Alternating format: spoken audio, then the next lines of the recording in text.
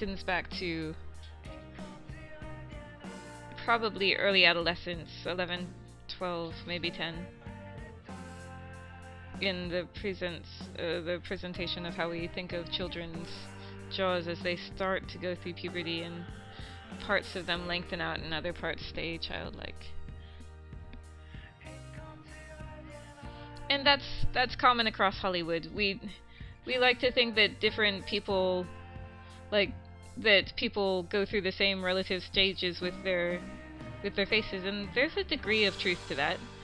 But, like, Mickey Dolenz of the Monkees will always have a face that looks a little bit young.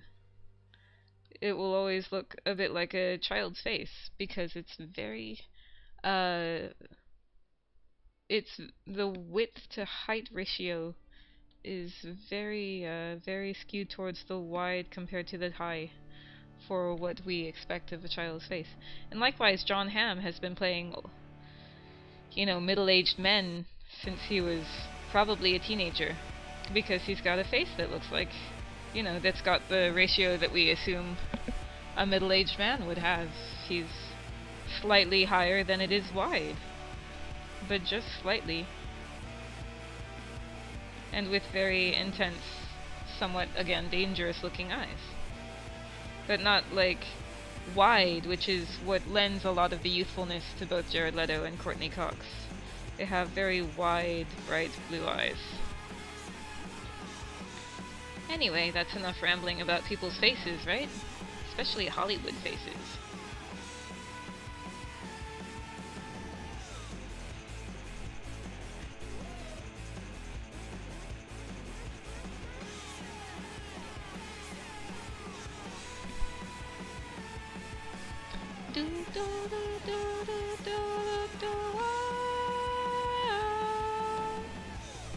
Again, at no point have I said, alright, let's stop working on the rest of the picture and start detailing the face. But yet here I am, not working on the rest of the picture and detailing the face. So I'm just drawing a little bit of a nose to start, so that I have an idea of how to place things around it. And then I'll simplify it, well, not simplify it, I'll detailify it, I guess, and make it into a nose. Okay, so this line, which is guiding me, says that this nose should be a little bit wider. That's okay. We end up in that situation fairly often.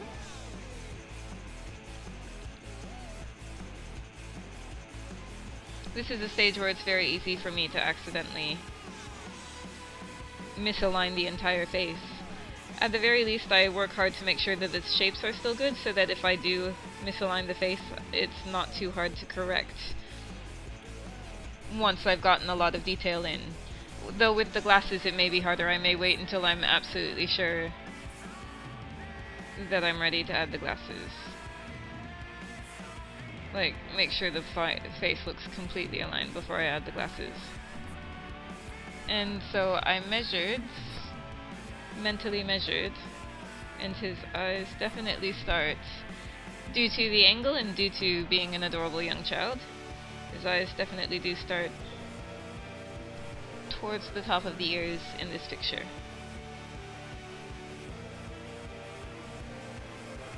So if you're wondering,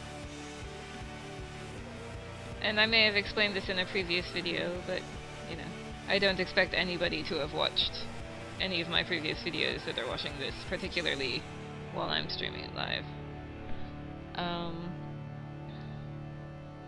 If you have, then cool, but, it's best for me to assume that everybody watching has not seen any of my previous videos. But in a previous video, I probably explained that I have another monitor off to the side, and that I have my art monitor, which I'm doing everything on, and then I have my other monitor, where I keep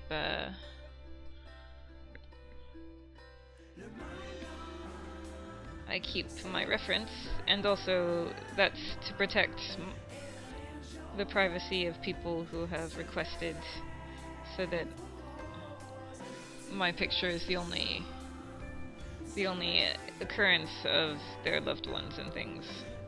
And that if for some reason I do get thousands of people watching these videos one day, it's not thousands of people looking at their beloved children and pets and like dearly departed relatives and things. But I don't right now, so don't worry about that. Regardless, I get maybe 2 viewers and one of them is almost always my partner. But of course he's at work right now, so it's not my partner right now.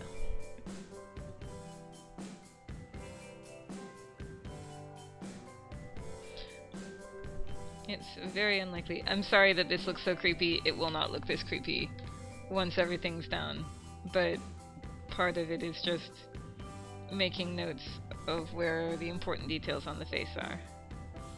This is like, I'm hoping that the person who requested this isn't watching, and it's the way I felt last night as well. I was really hoping that the person who requested wasn't watching then, just because it's really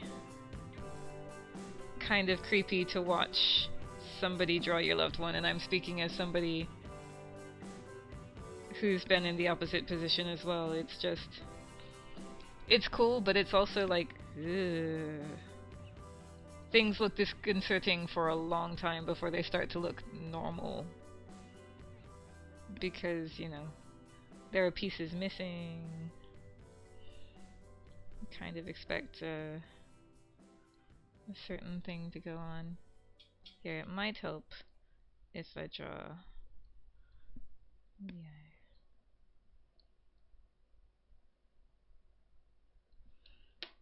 No, it doesn't help. It doesn't help.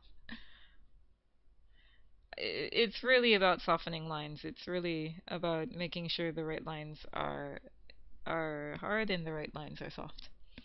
And right now, lines that give us kind of heebie-jeebies are hard, and lines that we need to feel more relation are soft. It's not helping too much on that front.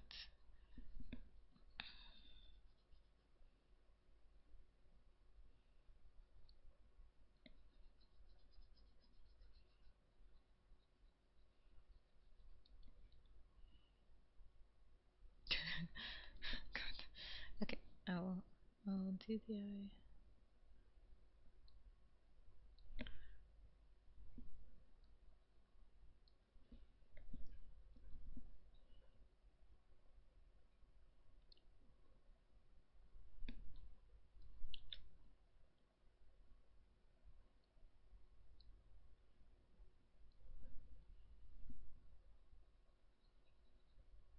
So I've always find that it's when it's too dark and you just draw the pupil without the eye highlight that's there, that it still looks quite creepy. So you need to make sure that the whole eye is a bit dark before you do that, so that it doesn't feel quite as noticeable.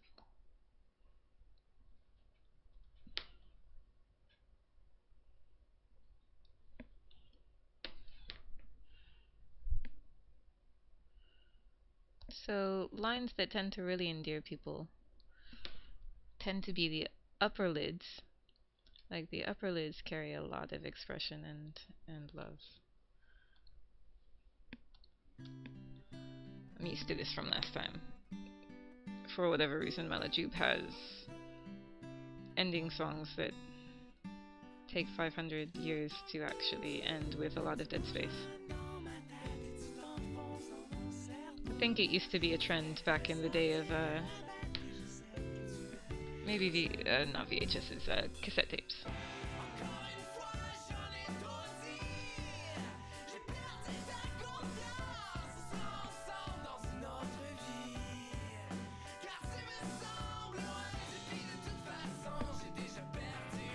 Of course, it may actually be CDs, because often CDs would just start replaying right away. So it gave people a sense of the end of the album without segging it back into the beginning, maybe. But I wouldn't know, because I don't remember the last time that I actually listened to an album in the order that the people intended. My MP3 player sorts things by alphabet, it doesn't sort things by track listing. I might be able to make it sort things by track listing, but that seems like a mess. I would need album and then track. And right now I only see one option, and that's to combine things. Like, combine fields. Maybe if I combine the album and the track listing, then I could do that.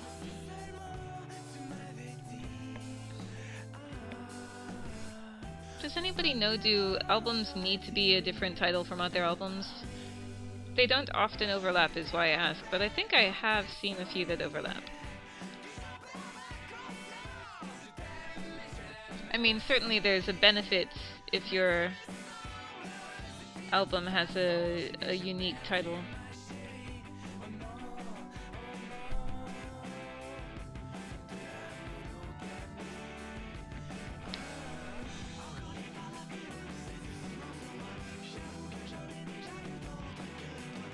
Obviously, like, with Coheed and Cambria, if your album's called, like, I'm Burning Star Good Apollo or whatever, Volume 4, then people are going to know exactly what people are talking about when they mention your album, and that's very good for you.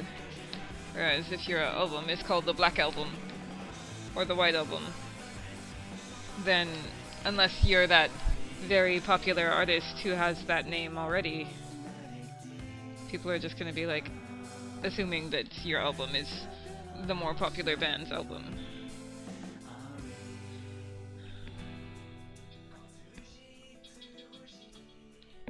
Was the Metallica album actually called the Black Album? I just can't remember. Yeah, it was. Was it? Like, you know, it just seems weird compared to Master of Puppets and Justice for All. Things like that, like Death Magnetic. Was Death Magnetic the name of the album? Oh, I don't remember now. To just be the Black... But then that's the thing, I guess Metallica tended to name things based on songs that were on there, though I still don't think they had a song called Black. But yeah, like, they didn't really follow a trend with their album names, whereas for other artists they really like to make all of their albums names kind of fit in a chronology and a theme that kind of gives people an indication.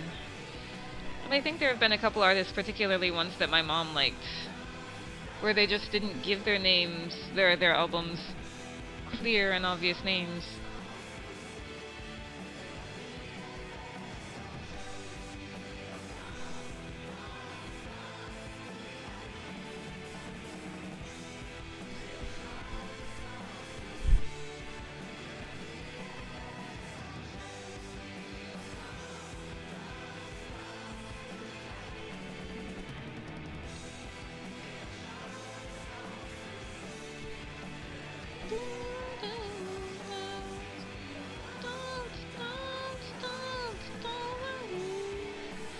Dance, dance, dance all your life.